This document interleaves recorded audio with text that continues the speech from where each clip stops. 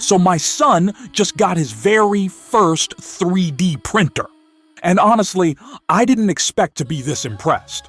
We picked up the Entina Tina2 Plus 3D printer, mainly because it looked simple and beginner-friendly.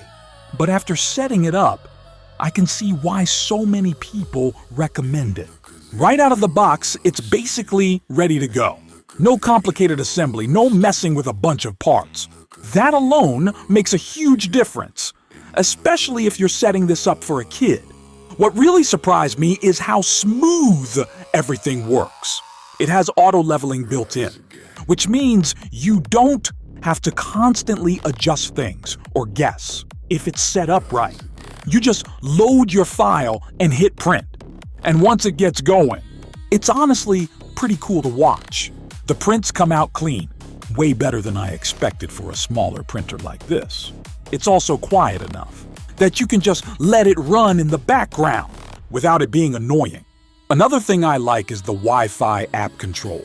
You can actually send prints straight from your phone, which makes it super easy for beginners or kids who aren't trying to mess with complicated software. Speed-wise, it's fast for what it is. You're not waiting forever for simple prints, which keeps kids interested instead of getting bored halfway through. Now, obviously, this isn't some massive professional machine, but that's kind of the point. If you're just getting started or getting one for your kid, this is exactly what you want. Simple, reliable, and actually fun to use. Watching my son design something and then see it come to life, that's been the coolest part by far. If you've been thinking about getting into 3D printing or getting one for your kids,